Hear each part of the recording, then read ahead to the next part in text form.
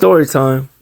So, as you see in this picture right here, this is where I turn around and cross the street and deliver going back to my truck.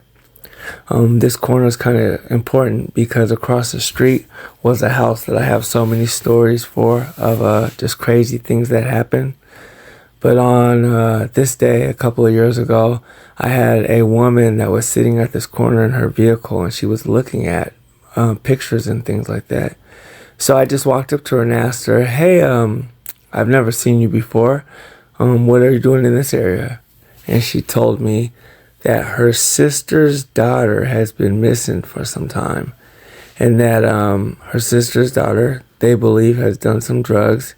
And they think the last place that she's been seen is in the house across the street. And she's just driving around for her sister to see if she can see some kind of traces of her niece. And so I was like, okay, I would like to see a picture. Maybe I've seen her. And the woman showed me a picture. And I don't recognize who that child is, but I can tell you that the house across the street has had some crazy stuff going on there. So I told her, let me get her phone number or one of the family members' phone numbers so that if I come across her niece, I can give them a call and let them know. At this point, I didn't know what to do in this situation.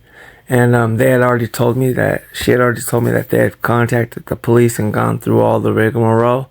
And now they're just trying to find where her niece is at.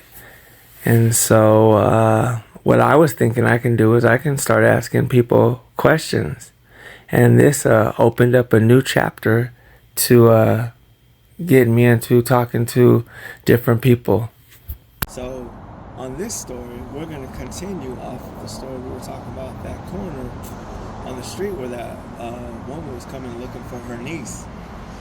So after I put on my detective hat, after work I would go and meet up with people and talk to them about some of the stuff that's going on in the neighborhood. You know, I mowed people's lawns. I pressure wash people's houses, help people move, just to become part of the community. And now it was my turn to help out with the community. So it ended up bringing me over to here.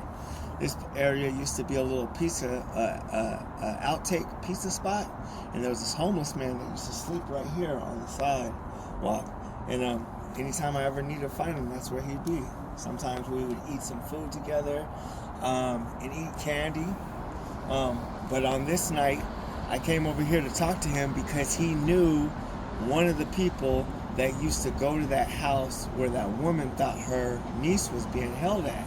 And he was going to introduce me to that guy. So what we did was we were over this way talking on the parking lot. And we were talking, and he was asking me some questions.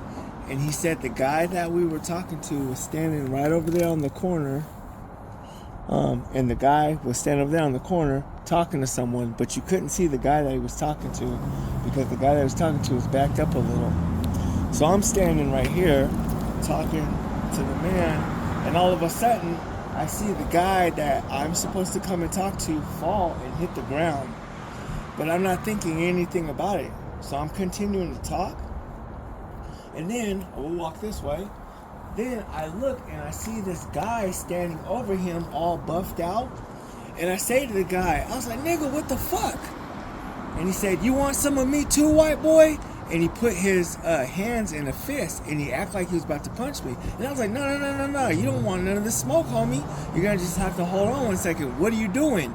And he said that the person that he just dropped is friends with some other guys that have been breaking into the cars in his neighborhood, right?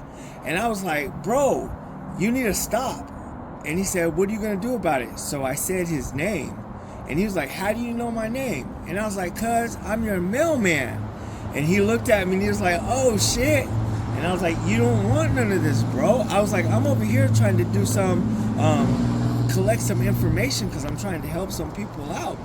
And so what happens is we end up getting in an argument and he talks some crazy stuff to me that, we'll talk about some other time. And then I ended up going back and trying to help out the guy that got knocked out, and he didn't want me to touch him or anything like that. And I went to go talk to the guy that wanted to introduce me, and they didn't want to talk to me no more because they think that I came over to talk to them to get their attention so the other guy could come and knock the dude out, which I wasn't with that guy. And so that really messed things up. And I never knew what ever happened to that girl. But I can tell you that guy that I was the mailman to and his people don't live at them apartments no more. So I got to deal with that.